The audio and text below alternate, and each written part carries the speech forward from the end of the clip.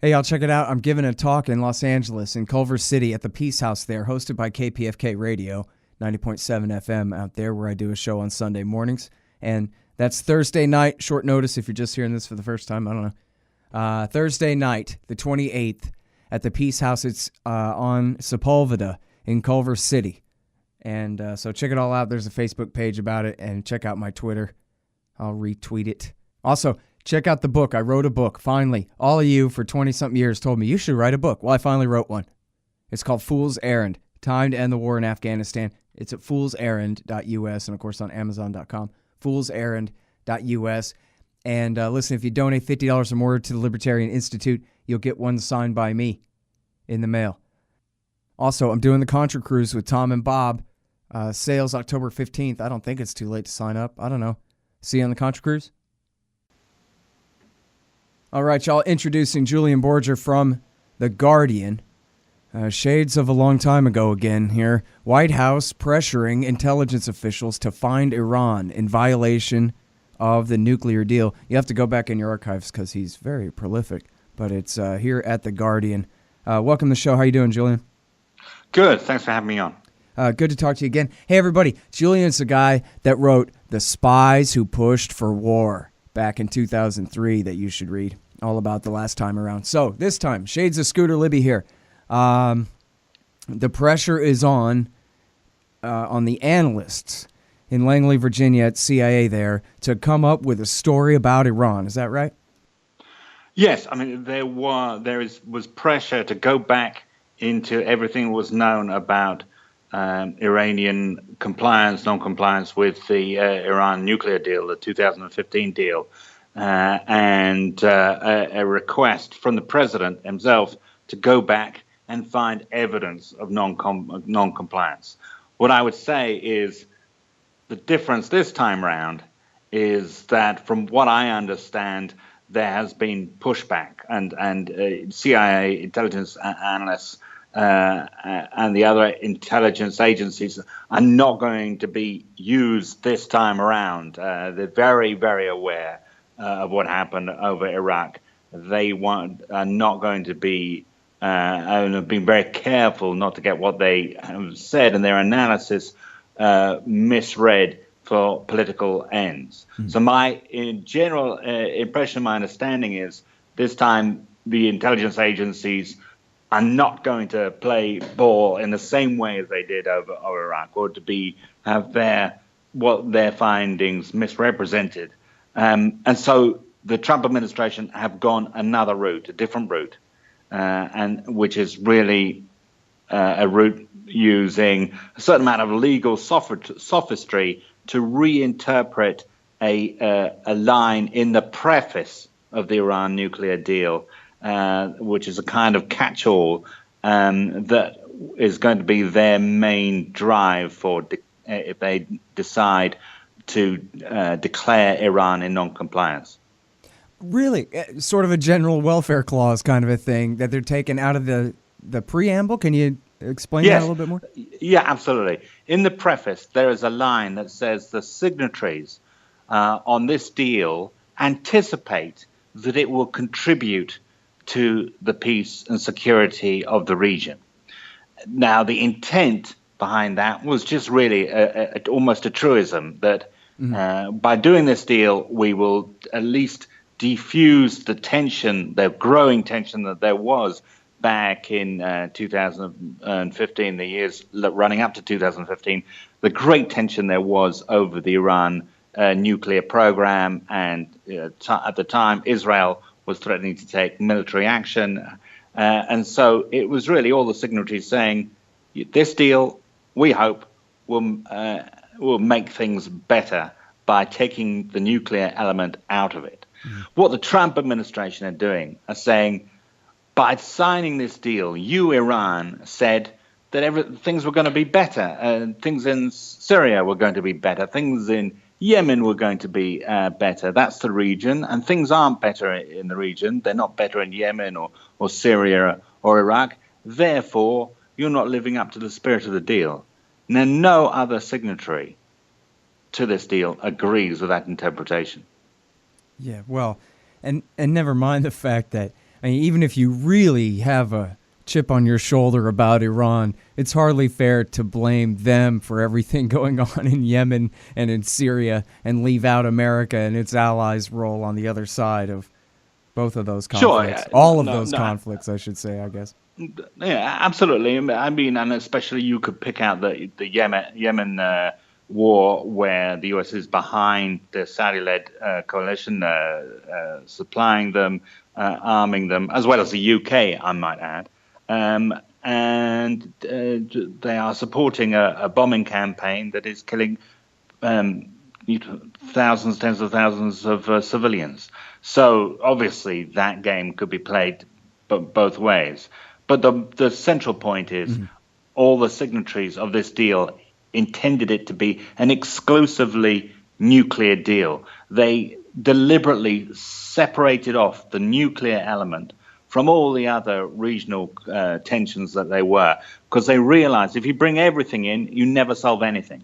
So they said, let's just try and see if we can isolate the nuclear element and deal with that. And in the preface, they said, we hope that this will make things better.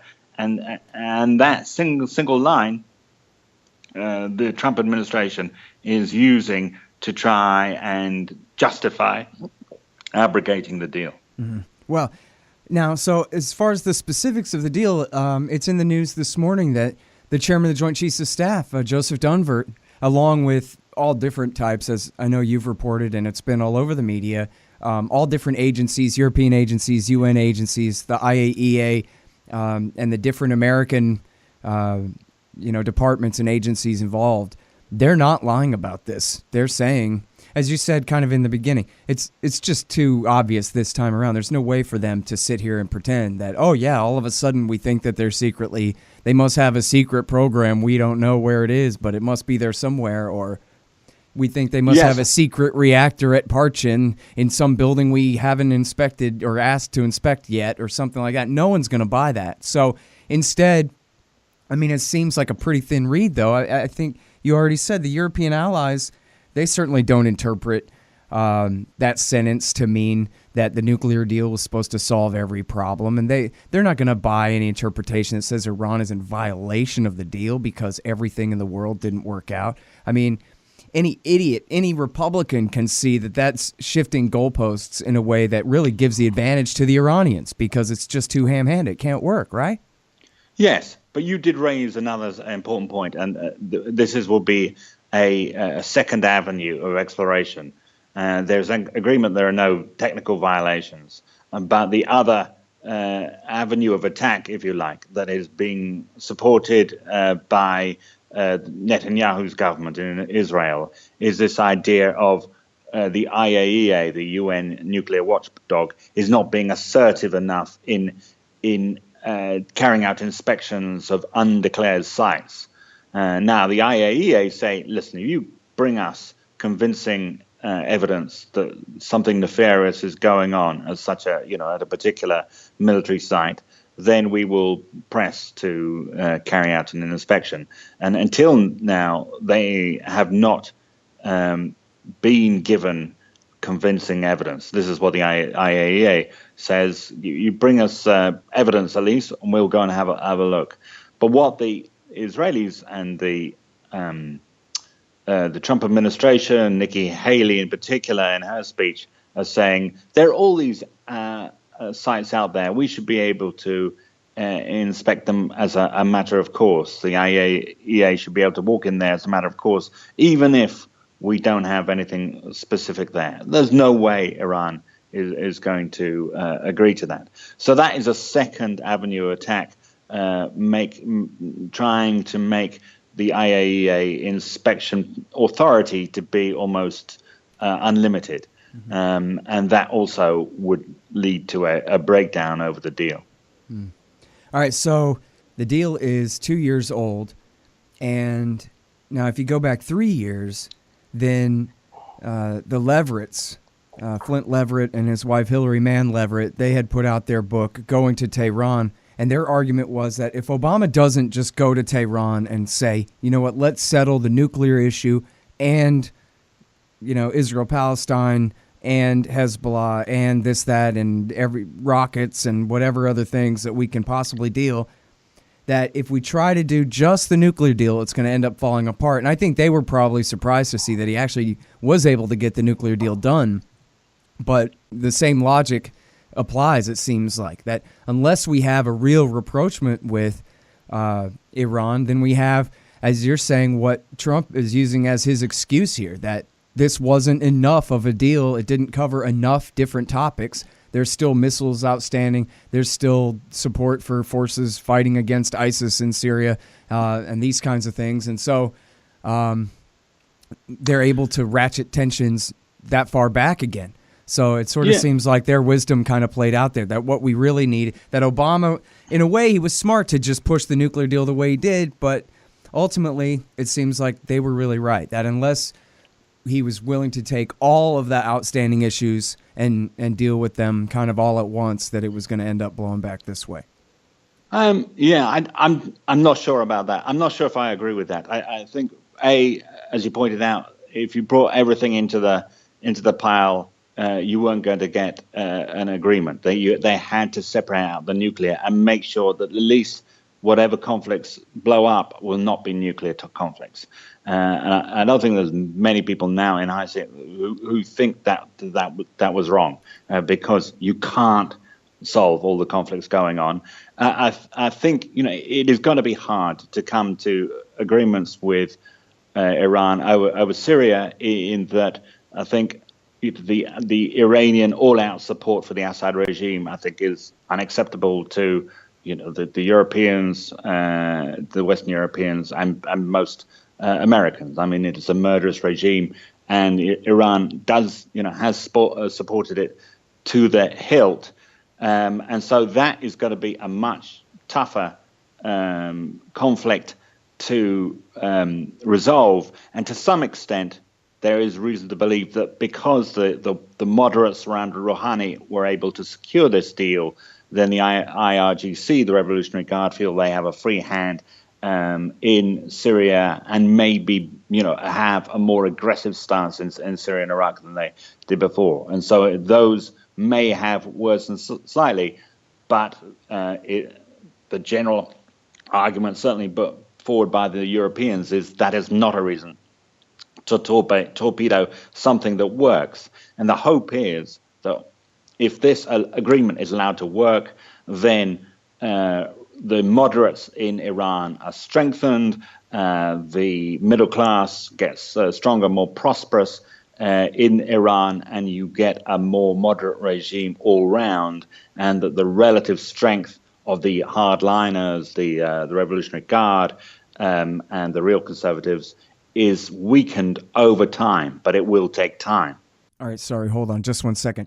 Hey guys, this show is sponsored by The War State by Mike Swanson. It's a great book, The War State. He also gives investment advice at wallstreetwindow.com, wallstreetwindow.com. And now, while you're getting his investment advice, you'll want to buy your metals from Roberts & Roberts Brokerage, Inc. That's rrbi.co, rrbi.co for all your precious metals. Also, no dev, no ops, no IT. It's a brand new book by Hussein Badakhshani, all about how to run your internet technology business correctly. It's the praxeology of informed IT decision-making. No dev, no ops, no IT. It's available at Amazon.com. Well, and it's clear, I don't know how clear it is. Certainly it seems like it would be much more likely for all these things to work out much better if the Trump regime, the Trump administration, as they call it euphemistically, was acting in good faith here and was actually saying, hey, all right, we got a nuclear deal. It's not perfect for whatever reasons. Netanyahu says it's not perfect, but oh, well, let's build on that and let's try to do better, that they could do so much better, right? And this is what Dunford, as you mentioned, Joseph Dunford was talking yesterday, and he was saying, if we just walk out of this deal in the absence of any kind of material breach, we will lose all our credibility. And this is a very important point that the European ambassadors were bringing up in a joint appearance a couple of days ago, is if you blow off this deal, having spent years negotiating it, but your name to it, and it's not only a multilateral deal, but one enshrined in a UN Security Council resolution, i.e., it's international law, if you walk out on that just because you've changed your mind, how are you ever going to have credibility to try and do another kind of non-proliferation deal? How are you ever going to have credibility to even get close to carrying out negotiations with the North Korean regime? Your credibility will be shot. And for the chairman of the Joint Chiefs of Staff to be saying something like that is a very powerful message. Mm-hmm. Well, I mean, I don't know. What exactly do you think that there's? I mean, it's easy to say, well, Trump is just a fool and he's listening to the worst hawks and they're trying to cause a war or some kind of thing like that. But that doesn't really seem right. He's trying to give himself some kind of advantageous position for further negotiation. And yet it sounds like, you and I both seem to think, well, this deal is this deal. If they're going to have a new deal, that would have to be a new one. But they're not going to renegotiate this entire nuclear deal based on some bombastic threats by the president like this. Even if he decertified them, they still have a solid deal with the rest of the UN Security Council. And as I know, they already had a deal with the nonproliferation treaty and therefore a safeguards agreement with the IAEA before that. They have now the additional protocols and all these things. None of that's going to go away, even if the Americans break the deal. So, in other words, it doesn't really help America to break the deal. But so what does it help them do? Because it doesn't seem like it's going to help them to renegotiate the thing either. Well, you come to the point of motivation. Why is Trump motivated to do this when we're pretty sure that neither Mattis nor Tillerson is in favor of this? It's a self-destructive move. And there are various theories. One is, the really stupid one. He wants to obliterate everything that was done by President Barack Obama. And this is a deal that he is, is a deal made by Obama. And he just wants to, he's decided, wants to obliterate the legacy of Obama. That's one motivation. Second one is that he is heavily influenced by Israel and Saudi Arabia and the UAE. They have been very smart in terms of flattering him, in terms of getting access to him through Kushner, and they have, it is clear, a disproportionate influence over him. Now, whether there is something hidden there, or whether there is anything, financial when it comes to Saudi or UAE that we are not seeing, that's a separate, unknown here. But it is clear that they have a disproportionate influence, and they are pretty much Israel, Saudi Arabia, UAE, pretty much the only three major countries who are against this deal. Mm. Well, and a lot of that is a synonym for the American War Party and all of K Street and the neoconservatives and all of that. So now, as far as the replay, the second time is farce kind of a thing here in terms of trying to pressure the CIA. It's hard to admit, probably for you as well as it is for me, how much time has passed since then. But there are a lot of people listening to this show who don't remember how it was back then, who don't know the story of how Dick Cheney and Scooter Libby had gone personally to the CIA to force them basically to come up with something, go through the trash. And when that didn't work, they had the Pentagon neocons go through the CIA's trash to cherry pick out the story to get us into the war. That's your article, The Spies Who Pushed for War, about the Office of Special Plans there. But so now tell us everything you can, I guess, about, because you have some really important quotes here about that they say, go through the trash, find anything you can, and all this kind of thing. Mm-hmm.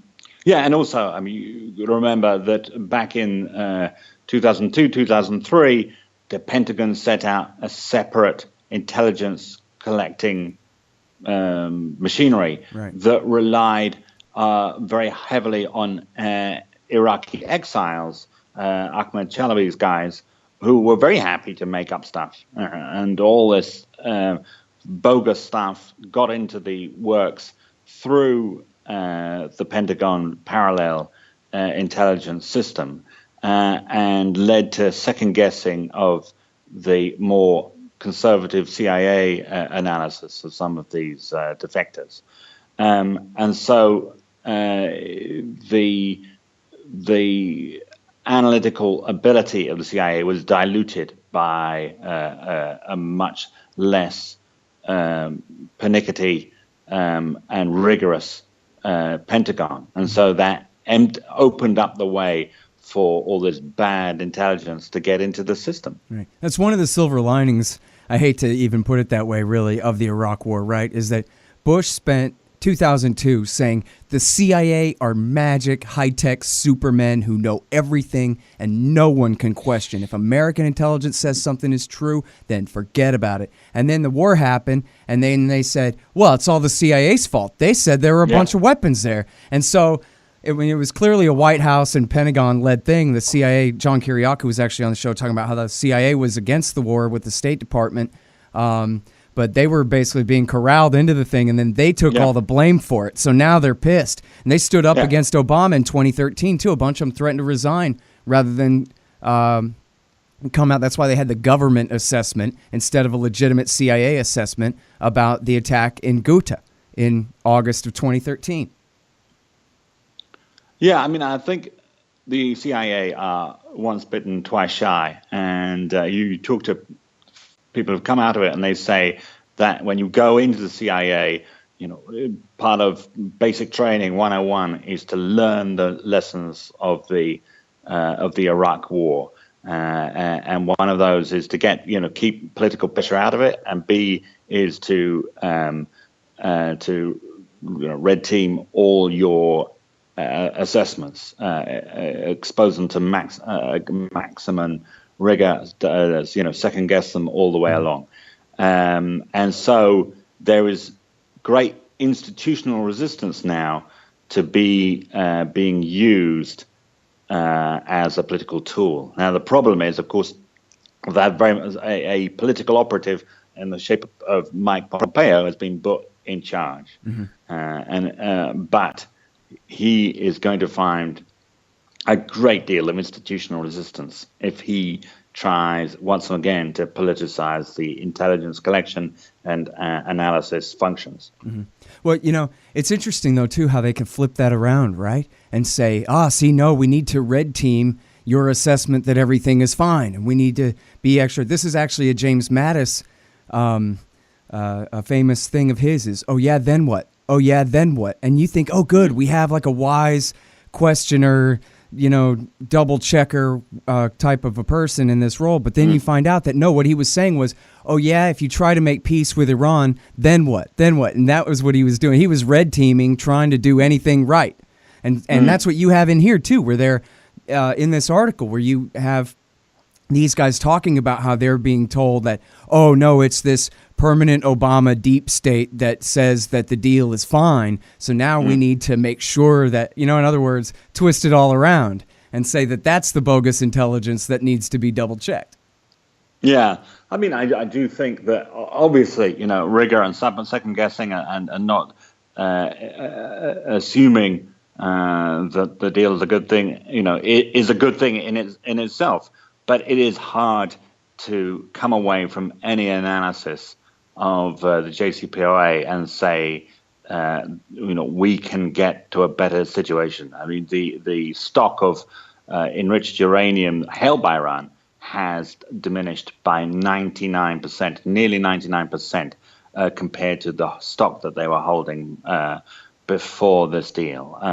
The main heavy water reactor up in Iraq, the Colada, the core of it, has been filled with concrete.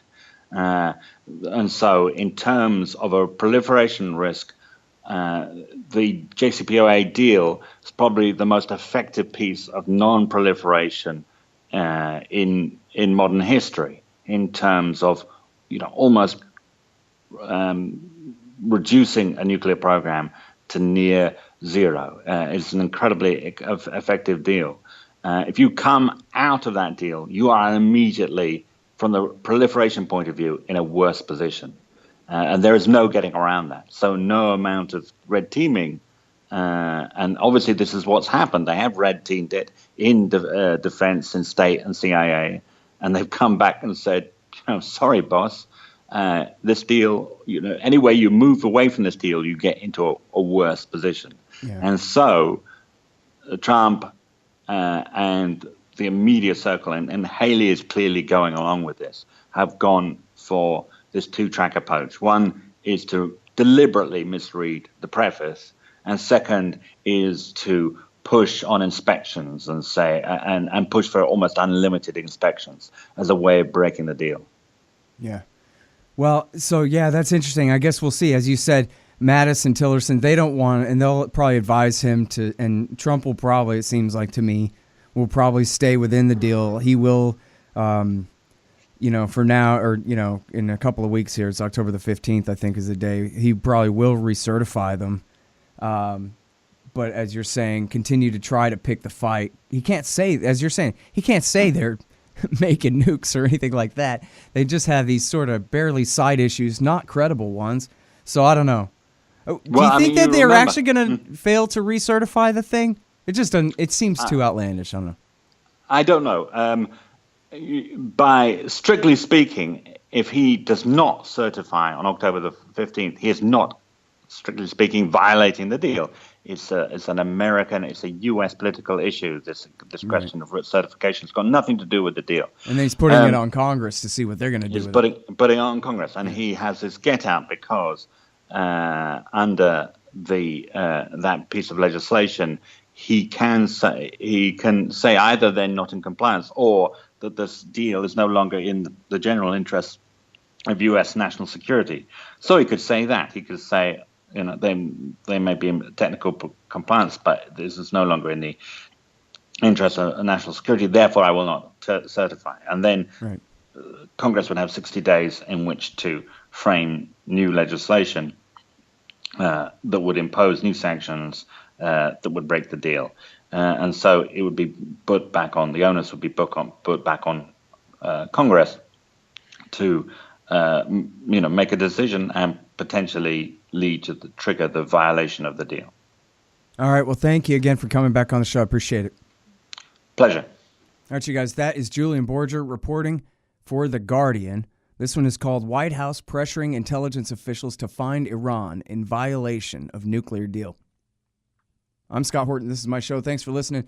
Check out the book, Fool's Errand, Time to End the War in Afghanistan at foolserrand.us. Find the audio archive at scotthorton.org. 4,500-something interviews for you there, scotthorton.org. And check out my institute at libertarianinstitute.org.